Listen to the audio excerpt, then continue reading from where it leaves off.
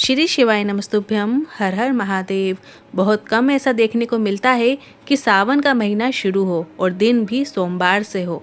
वर्ष में सभी शिव भक्तों का सावन का इंतज़ार रहता है और सभी शिव भक्तों का इंतज़ार अब पूर्ण होने वाला है, क्योंकि सावन का महीना कल से मतलब 22 जुलाई से शुरू होने वाला है और दिन सोमवार का है। ऐसे में आपको इस सावन में 5 सोमवार देखने को मिलेंगे।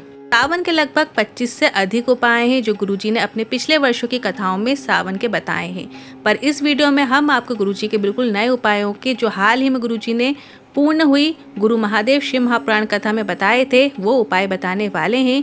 साथ ही गुरुजी के 2 ऐसे उपाय हैं जिसे सावन में आप अपनी मनोकामना पूर्ति के लिए कर सकते हैं, उसकी भी जानकारी आपको इसी वीडियो के माध्यम से मिलने वाली हो। उपाय वीडियो के माध्यम से आपको करके भी दिखाएंगे ताकि देखकर समझने में आपको आसानी हो। कल 22 जुलाई सावन के सोमवार के दिन 21 उपायों का वीडियो भी लाएंगे, जिससे आप सावन के सभी उपाय आपको एक वीडियो में करके बताएंगे ताकि पूरे सावन आप उन उपायों को करके अधिक से अधिक लाभ प्राप्त कर सकें। आपको पूरी जानकारी वीडियो के माध्यम से एक एक करके अच्छे से दी जाएगी। तो इस वीडियो में अभी हम जो 6 नए उपायों की बात कर रहे हैं वो इस प्रकार है। पहला उपाय इस प्रकार है, यदि आप काशी नहीं जा पाए, केदारनाथ नहीं जा पाए, गृष्णेश्वर नहीं जा पाए तो निराश मत होइए। आप कोई भी ज्योतिर्लिंग के दर्शन करना चाहते हैं जैसे सोमनाथ, मल्लिकार्जुन, महाकालेश्वर, ओमकारेश्वर, केदारेश्वर, भीमाशंकर, काशी विश्वनाथ या त्र्यंबकेश्वर, नागेश्वर, पल्ली बैजनाथ, रामेश्वरम, घृष्णेश्वर 12 ज्योतिर्लिंग में नहीं जा पाए हैं तो निराश मत होइए। आप सावन के महीने में जब आप 2 लोटे जल लेकर महादेव के मंदिर जाओगे, चढ़ाओगे जल, तो आपको मन में ही बोलना है कि मैं आज काशी विश्वनाथ तो नहीं आ पाई, पर आप वहां से यहाँ आकर ये जल स्वीकार कर लीजिए। विश्वास के साथ यदि आप काशी विश्वनाथ का नाम लेकर या जो भी ज्योतिर्लिंग आपका जाने का मन हो, उस ज्योतिर्लिंग में जल चढ़ाने का मन हो, तो बस आप अपने नज़दीकी शिव मंदिर में जाकर उस ज्योतिर्लिंग का नाम स्मरण करते हुए 2 कलश से जल चढ़ा दीजिए। बाबा उसे आपके नज़दीकी शिव मंदिर से ही स्वीकार कर लेंगे। अब बढ़ते हैं अगले दूसरे उपाय की ओर। जिस बहन को वर्षों से संतान सुख नहीं मिला है, 19 से 20 साल निकल गए हों, तो इस सावन में गृष्णेश्वर महादेव का नाम लेते हुए, तुम्रुकेश्वर महादेव का नाम लेते हुए आपको 2 कलश से जल अर्पित करना है। ध्यान से सुनिएगा। जब आप घर से 2 कलश जल लेकर निकलें, तब आप जब शिवलिंग पे जल चढ़ाएंगे तो आपको 2 नाम का स्मरण करना है, 2 महादेव का नाम आपको स्मरण करना है, याद रखना है। गृष्णेश्वर महादेव और तुम्रुकेश्वर महादेव, इन दोनों का नाम लेते हुए आपको 2 कलश का जल शिवलिंग के ऊपर अर्पित करना शुरू करना है। पूरे सावन के महीने आपको जल चढ़ाना है। सावन पूरे होने से पहले भोलेनाथ का आशीर्वाद आपको अवश्य प्राप्त होगा। अब बढ़ते हैं अगले तीसरे उपाय की ओर। सावन के सोमवार में से पहले सोमवार को आप 2 लोटा जल चढ़ाकर अपनी बात देवादेव महादेव से बोल सकते हैं। अपनी मन की कामना देवादेव महादेव से बोल सकते हैं। आप 2 लोटे जल चढ़ाएंगे और 5 बार आपको काशी काशी काशी काशी काशी बोल दें। वो जल काशी विश्वनाथ तक पहुंच जाता है। अब आप ये उपाय सावन के पहले सोमवार को मतलब 22 जुलाई को अवश्य करके देखिएगा। आपके मन की जो भी कामना होगी देवादेव महादेव से जरूर बोलिएगा और 5 बार काशी नाम का स्मरण कीजिएगा। बढ़ते हैं अगले चौथे उपाय की ओर। सावन माह के विशेष उपायों की जानकारी देते हुए गुरुजी ने सभी से 3 विशेष नियम बनाने को कहा है। इस सावन में आप इन 3 विशेष नियमों को धारण जरूर कीजिएगा। जब आप सावन के महीने में 2 लोटा जल चढ़ाने जाओ तो 3 चीज़ें अपने अंदर ज़रूर धारण कीजिएगा, ज़रूर अपने अंदर उतारिएगा। पहला, 2 लोटा जल लेकर जाओ तो ऐसा जरूरी नहीं कि दोनों लोटा आपको अपने दोनों हाथ में लेना है। आप एक लोटे के ऊपर दूसरा लोटा रखकर भी शिवालय जा सकते हैं, अपने नज़दीकी शिव मंदिर जा सकते हैं। और इसके बाद श्री शिवाय नमस्तुभ्यं मंत्र का जाप पूरे सावन के महीने में से 5 दिन आपको ऐसा निकालना है। चाहो तो आप 5 सोमवार ले लो कि आप जब सावन के सोमवार पड़े तो उन 5 दिनों में आपको बेलपत्र के पेड़ के नीचे जाकर वहाँ पर बैठकर बेलपत्र के वृक्ष के नीचे की छाँव में आपको 1 माला श्री शिवाय नमस्तुभ्यं मंत्र की अवश्य कीजिएगा।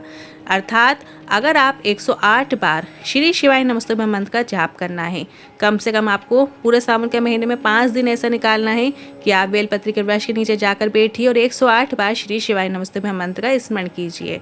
और यदि बेलपत्र का वृक्ष ना मिले, आप वहाँ पर नहीं बैठ सकते हैं, तो आप बेलपत्र को अपने मस्तक पे स्पर्श कराते हुए भी श्री शिवाय नमस्तुभ्यं मंत्र का जाप कर सकते हैं।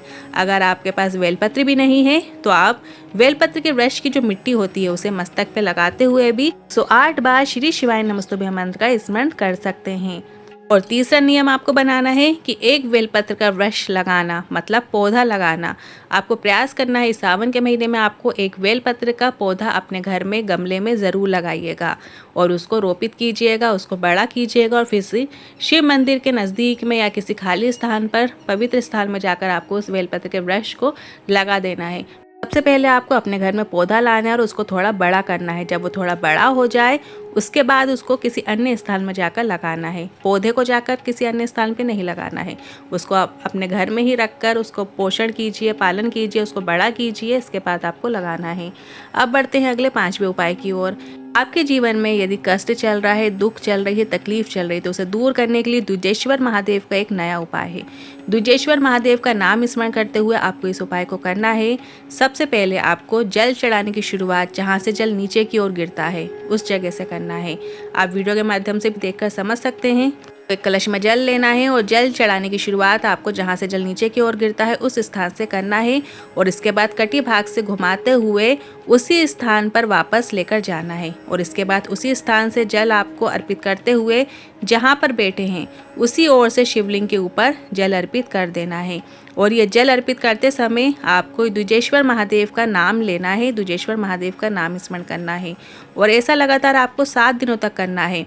मतलब आपको पूरे 7 दिन लगातार आपको इस उपाय को करना है। द्विजेश्वर महादेव का नाम लेते हुए इस तरीके से जल अर्पित करना है। गुरुजी ने कहा है भोलेनाथ 7 दिन में आपको आपके जीवन के जो कष्ट चल रहे हैं, दुख तकलीफ चल रही है, उनको दूर कर देते हैं। द्विजेश्वर महादेव में नाम में वो बल है कि आपके दुख तकलीफ कष्ट हर लेते हैं। अब बढ़ते हैं अगले 6वें उपाय की ओर। सावन के महीने में यदि आप 108 सामग्री समर्पित करने का नियम बना लेते हैं, यदि आप 108 सामग्री जैसे आप 2 लोटा जल चढ़ाने जाओगे तब आपको 108 सामग्री भी अर्पित करना। अब वो 108 सामग्री कुछ भी हो सकती है, या तो आप चावल के दाने 108 ले लीजिए, पर ध्यान रखिए जो भी चीज़ आप महादेव के ऊपर अर्पित करेंगे वो पूर्णतः होनी चाहिए, पूरी होनी चाहिए।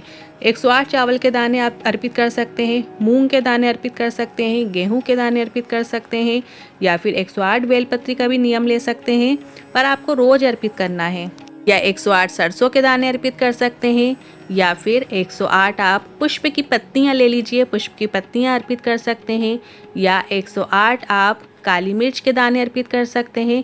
इस तरीके से जो भी चीज़ आप आसानी से अर्पित कर सकते हो, चाहे चावल हो, चाहे मूंग का दाना हो, चाहे काली मिर्च हो, जो चीज़ आपको आसानी से मिल जाती है वो चीज़ आप रोज इस सावन के महीने में अर्पित कीजिए। अब आप ये उपाय घर के शिवलिंग पर भी कर सकते हैं या आप रोज शिवालय जाकर भी 108 सामग्री अर्पित कर सकते हैं।